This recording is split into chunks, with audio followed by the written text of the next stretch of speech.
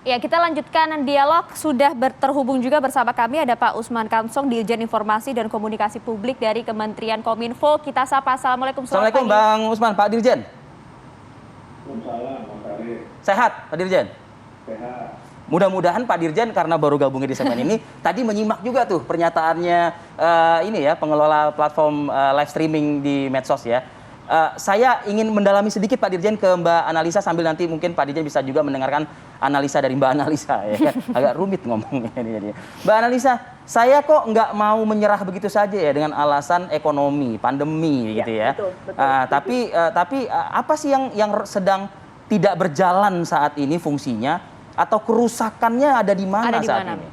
Baik. Tadi memang belum sempat banyak menyampaikan gitu ya. Jadi selain ekonomi ini juga ternyata faktor moral ya yang saya merasa banyak masyarakat kita yang nggak siap gitu dengan keterbukaan informasi era Internet of Things ini. Jadi ketidaksiapan itu salah satunya adalah isu moral.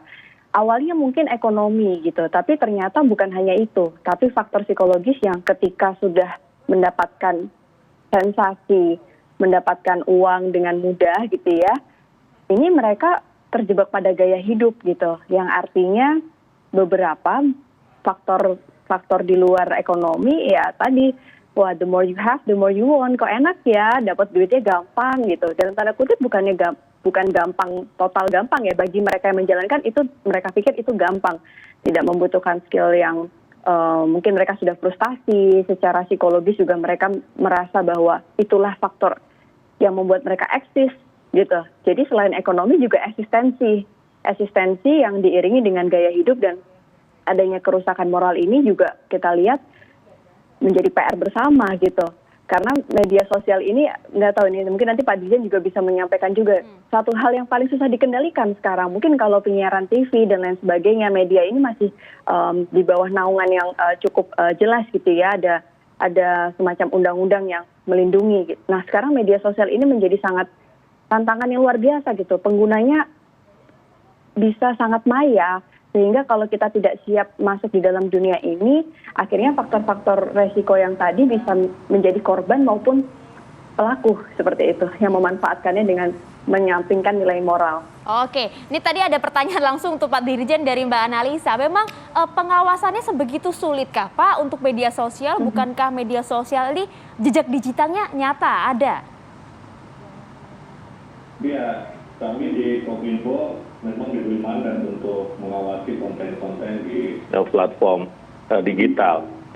Dan biasanya kami akan melakukan beberapa langkah. Nomor satu adalah men-take down konten-konten terlarang atau konten negatif itu, atau konten yang berpotensi melanggar peraturan perundang-undangan, dan berkoordinasi dengan platform tersebut.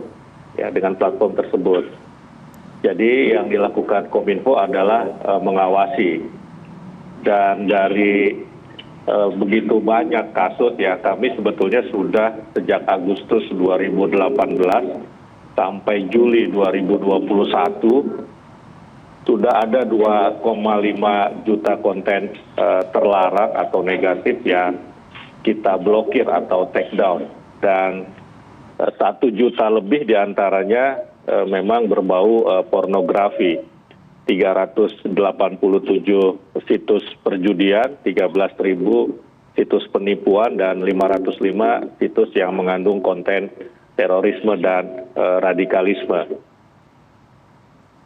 Pak Dirjen, izinkan saya membaca salah satu artikel berita Pak Dirjen. Beritanya berita lama nih, tahun 2018 bulan Mei ya. Di sini ada judulnya tuh, Kominfo berencana gandeng salah satu platform ya live streaming untuk memerangi konten porno, disampaikan oleh Dirjen Aptika Samuel Abriani Pangemanan ya. Ini sejauh ini bagaimana nih kalau misalnya mengajak platform live streaming ini memerangi konten porno, tapi sepertinya semakin mengkhawatirkan di 2021 ini, Pak Dirjen. Ya, kami kan sifatnya ini mengawasi ya, bukan menyensor. Ya, mengawasi. Kementerian Komunikasi Informatika bertugas mengawasi, dan kami sudah menjalin ya, misalnya untuk mencegah situs pornografi, kita menggunakan aplikasi Nawala misalnya, ya, sehingga kalau orang ingin mengakses itu tidak bisa. Itu sudah kita lakukan sebetulnya. Kemudian kami juga punya artificial intelligence, ya, yang mengais dia mengais setiap saat, mengais konten-konten negatif.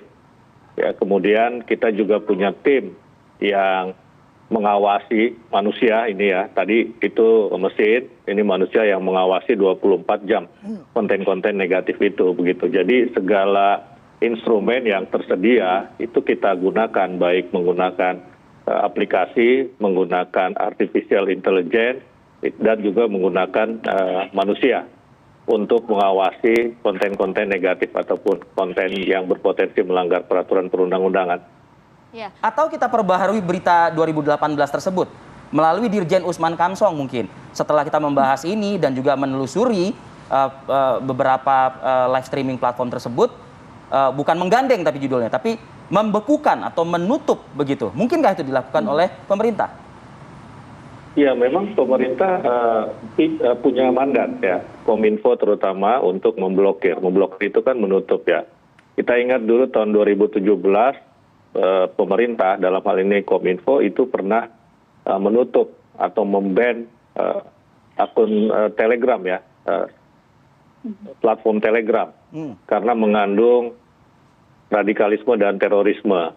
Dan kemudian ketika pemilik, owner ataupun pendirinya sudah bertemu dengan Kominfo, Menteri Kominfo pada saat itu, Pak Rudiantara, dan kemudian kita buka lagi akses Telegram karena ada komitmen mereka untuk menyeleksi konten-konten supaya konten radikalisme dan terorisme itu tidak masuk di situ. Jadi bisa saja kita lakukan, memang dalam tingkat yang tertinggi itu bisa kita lakukan pemutusan, bahkan pemutusan platformnya. Tetapi kita memang lebih banyak meminta platform untuk menurunkan konten-konten negatif itu.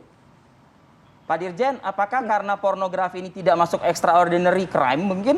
Sehingga lebih prefer ke terorisme dan hal lainnya? Tentu tidak kan Pak?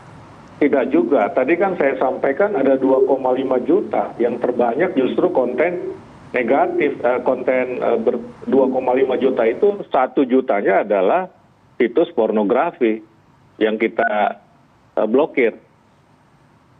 Bahkan yang terorisme itu cuma 505, ya, radikalisme. Jadi yang paling banyak justru konten berbau pornografi 1 juta lebih, 1,08 juta kalau mau pasnya begitu. Wow.